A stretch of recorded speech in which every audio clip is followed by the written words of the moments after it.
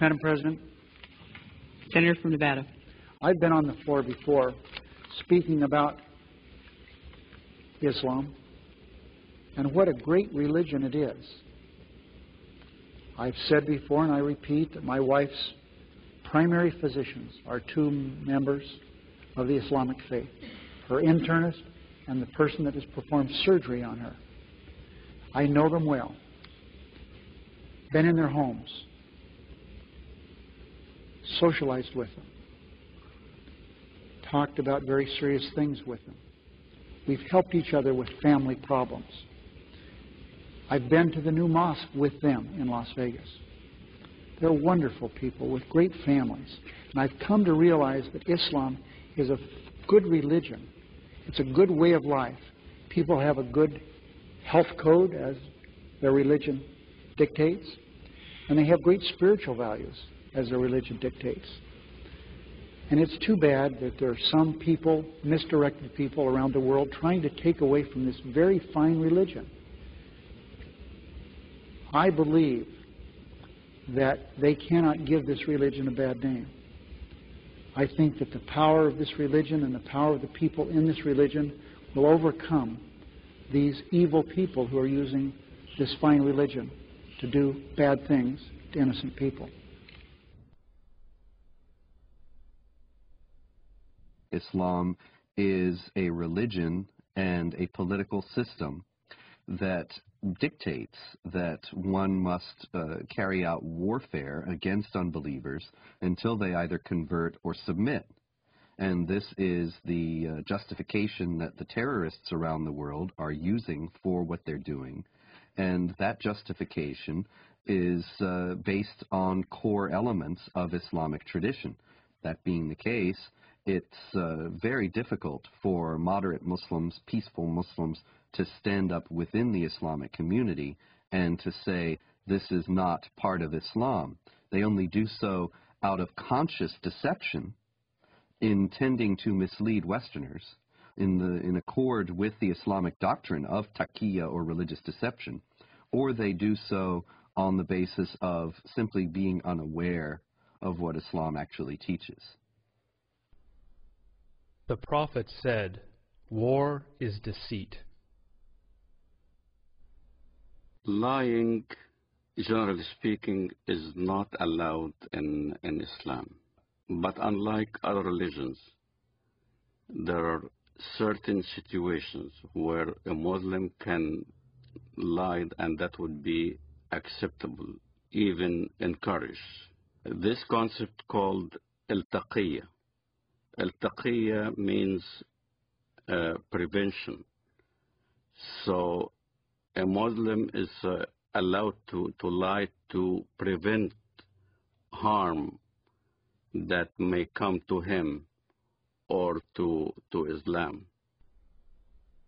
When one is under pressure, one may lie in order to protect the religion. This is taught in the Quran, chapter 3, verse 28, chapter 16, verse 106. There are certain provisions for lying. So a Muslim can lie for the cause of Islam, can lie to keep peace in his family, so he can lie to his wife. A Muslim can lie to his fellow Muslim to keep peace in the society. Muhammad himself ordered people to lie. When people that he ordered to go and kill somebody, they told him, we cannot kill him unless we lie to that person. He said, okay, fine, lie. The Apostle said, "Who will rid me of Ibn al-Ashraf?" Muhammad bin Maslama, brother of the Bani Abdul Ashal, said, "I will deal with him for you, O Apostle of God. I will kill him." The Apostle said, "Do so if you can." He said, "O Apostle of God, we shall have to tell lies." The Apostle answered, "Say what you like, for you are free in the matter."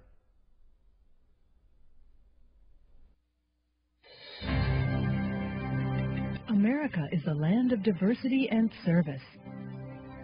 I'm an African American. My forefathers overcame the trials of slavery. I am Native American. I'm a journalist, wife, and mother. I'm of European heritage. One of my ancestors was a member of the Continental Congress. I'm Hispanic American. I've been a Girl Scout since I was 6 years old, and now I'm a troop leader. I served in our nation's armed forces, as have many of my relatives. My father served 2 tours of duty in Vietnam. Another fought for freedom at Gettysburg. 2 of my uncles fought for our country in the Korean War. And I am an American Muslim. And I am an American Muslim. And I am an American Muslim. I am an American Muslim. Muslims are part of the fabric of this great country and are working to build a better America. The spokesmen for Islam in the Western world know how to play the game. They know how to present their cause in the way that is not only regarded as acceptable by the societal mainstream, but also reasonable and even, one might say, just. They will appeal to democratic institutions and their human rights in the full knowledge that, given the power to do so, they would abolish those institutions and deny those rights to others. The Prophet said, "By Allah and Allah willing, if I take an oath and later find something else that is better than that, then I do what is better and expiate my oath." When I used to be working as a translator at the New College in Chicago, the fundraising for jihad movements, for the PLO at that time, we would do the translation for the announcements or the flyers that we hand out or we put on the walls of the college. And I remember the Arabic would be basically the facts. Bring your friends. We were intending to raise funds to support our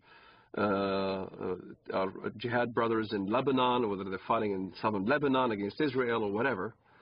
And then comes the English part. In the English part, it'd be the standard. We will be conducting a Middle Eastern cultural party. You're welcome. We will be serving lamb and baklava. So the West doesn't understand, as when we get together as a group, our conversations are different. As soon as a Westerner would come into the scene, then the whole conversation changes.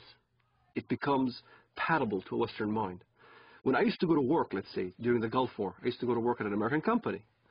And everybody would be hovering around a TV set as soon as there's a Scud missile hitting Riyadh or something like that. And everybody will be distraught, unhappy if a Scud lands in the American camp. And I will be standing there right amongst the American employees. Oh, that's too bad, you know. Oh, that's too bad. I'm sorry that, you know, we had loss of life. And out of frustration from having to keep the truth of what I really felt, I would roll down the window on the freeway going home and scream as loud as I can, Allahu Akbar, Allah is great. Allahu Akbar, because this is the chantation you do when the enemy is killed, when you win. So if it was a victorious day for the Iraqis, when they land a Scud missile, it would be Allahu Akbar on the freeway. I know nobody could hear me now. And when I went to my apartment home, the rest of the apartment complex were also Arabs from the Middle East. We'd get together in my apartment, watch the Gulf War, and we'd be praising Allah every time there was some incident where Americans got killed. But it wasn't the same face that we put on when we were in an American environment. In an American environment, you played a different scenario. You acted as you are on their side. So there's this whole facade that is hidden from the West of how Muslim fundamentalists who want to propagate jihad in America can act publicly. Is what we are witnessing today a clash of civilizations?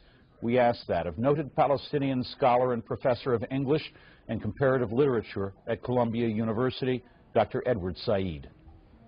No, I don't think so. And I think the whole thesis is a bit of a false one.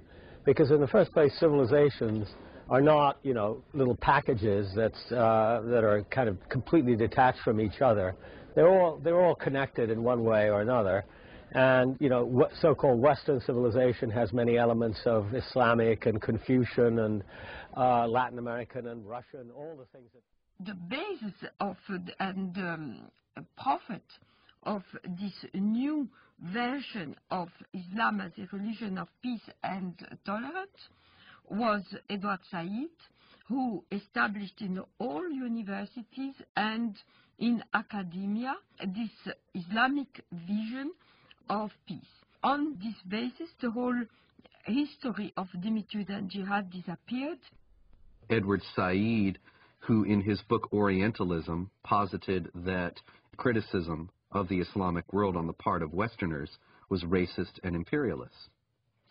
It is spread in order to make political points, to accustom Westerners to the idea that Muslims are here to stay in the United States and that they must not be questioned in terms of their loyalty to the secular framework of Western society, of the United States and of Europe as well.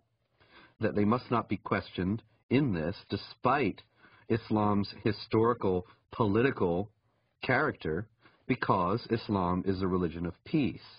And this fiction has become so entrenched in American public discourse as to be practically beyond question, such that anybody who does question it is immediately branded as a racist, a hate monger, a bigot. And this is a very effective tool in a country where racism is the cardinal sin above all, to silence any effective debate about the continuing attachment of Muslim immigrants to Sharia law and their intentions toward the secular systems in which they now reside.